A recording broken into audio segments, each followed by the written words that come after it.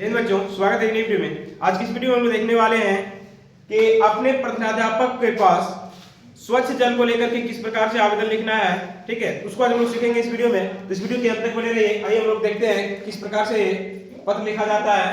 तो बच्चों देखिए, यहाँ पे प्रश्न है आपके पास में, ये मॉडल प्रश्न है, ठीक है, जो कि 2026 के जो बोर्ड एग्जाम है बच्चों 4 फरवरी में, वहां से पूछा जाएगा आपको। देखिए, तो अपने विद्यालय में पीने की पानी की समुचित व्यवस्था है तो प्रधानाध्यापक को एक प्रार्थना पत्र लिखना है।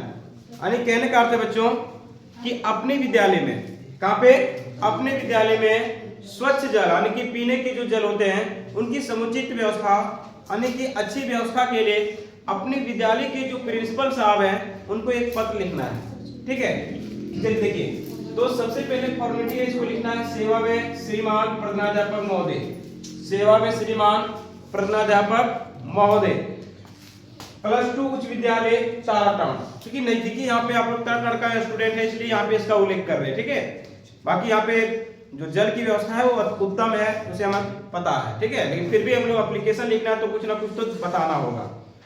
+2 उच्च विद्यालय ताराटांड, विषय विद्यालय में पीने की पानी की समुचित व्यवस्था हेतु, यानी अपने विद्यालय के प्रधानाध्यापक को यह पत्र लिखना है कि सर आप विद्यालय में जो जल की व्यवस्था है उसको उत्तम करें।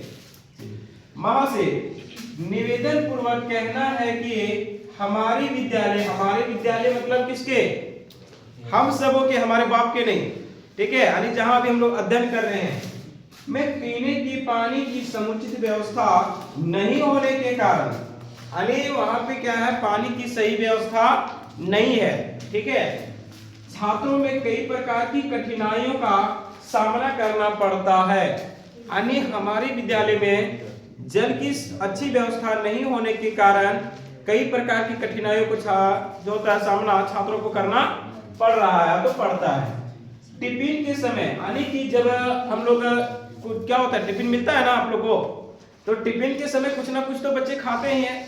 चलिए एमडीएम आप लोग को नहीं मिलता है अगर 9-10 के बच्चे हो तो, लेकिन 8 तक का मिलता है ना, तो फिर भी कुछ ना कुछ तो खाते हो आप लोग। तो खाने के बाद जल की आवश्यकता होती है कि नहीं, पीने की आवश्यकता होती है कि नहीं।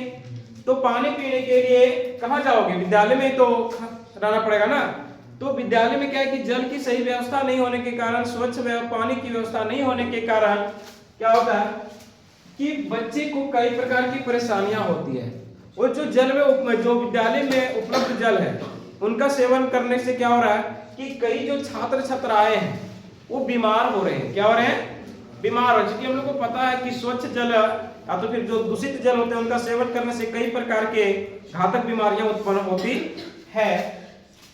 वहां कह रहा है पीने से कई बच्चे बीमार पड़ रहे हैं जिससे पठन पाठन बाधित हो रही है। आप समझिए बच्चों, अगर दूषित जल का हम लोग सेवन कर लेंगे तो दूषित जल के सेवन करने से क्या हो रहा है, ठीक है, कि जो बच्चे हैं वो बीमार पड़ रहे हैं। क्या हो रहा है, बीमार पड़ने के कारण उनकी पठन पाठन की पढ़ाई लिखाई जो है वो क्या हो रही है, बाधित हो रही है।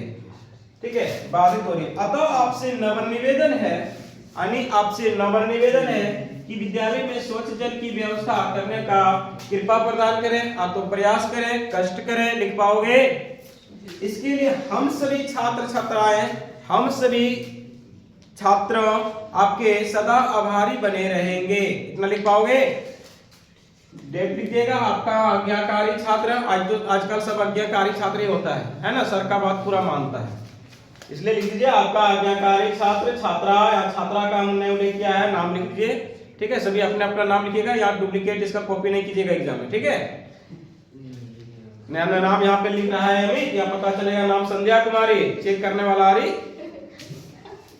तो इतना तो देखिए, नकल में भी अकल की आवश्यकता होती है। अगर अकल नहीं है तो फिर आप नकल नहीं कर पाओगे।